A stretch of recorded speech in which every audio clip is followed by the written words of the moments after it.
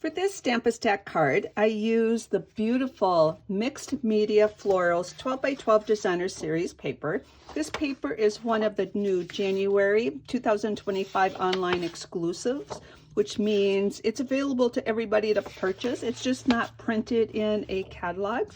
And if you go to my blog for my January 7th post, I will have a link to a PDF that I put together that shows you all of the product that was released in the new online exclusives on January 7th. So this paper is absolutely beautiful. We're using these first three layers or papers here. So these are the three papers we're using in this Stamp-A-Stack packet. So for my Stamp-A-Stack packet, you have supplies for 3 cards. I would suggest that you sort your packet and just make 3 different piles and sort your card, put your card base down.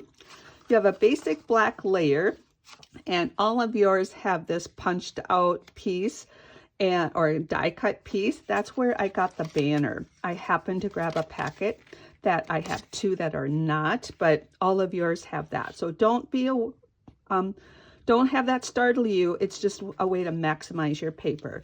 So you have 1 banner for each card, 1 basic black layer, 1 black circle for each, and then you have 1 designer series paper print for each. Now I'm going to put that I think is the best choice on that one. You could use this side or this side. And for this one, you could use that side, or if you want to use that side. So you decide what side you want to use for the paper. So what I would do is then take your 1 3/4 inch circles that are punched in your packet and stamp your sentiment. I use basic gray, and I have mine stamped ahead of time to save some video time.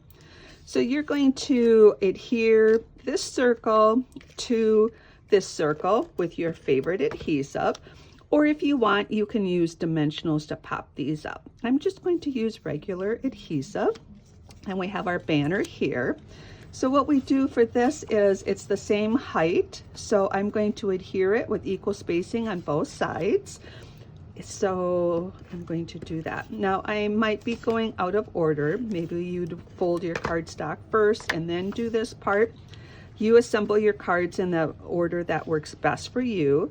So I want to look for equal spacing on the 2 sides, or I'm sorry, on this edge here, equal spacing on the 2 sides, and place that down.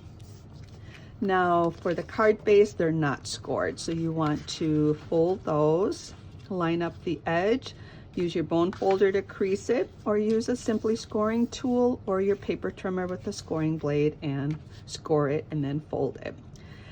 So now I'm going to adhere this. I'm going to put this right in the center. Now you can, if you choose, you can move it to the side. I'm going to look for equal spacing on the right and left of this and place this down.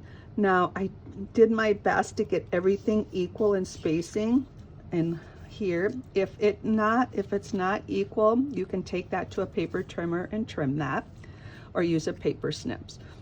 So now what I'm going to do is I'm going to put this banner towards the bottom. I have about 3/4 inch space from the very bottom of the card to the bottom of the banner, and I'm going to have that, and actually it might be closer to 1 inch. That's very flexible. You can use dimensionals to pop that up, or put that on with your favorite adhesive. And that is the assembly for this Stamp-A-Stack card. Happy creating!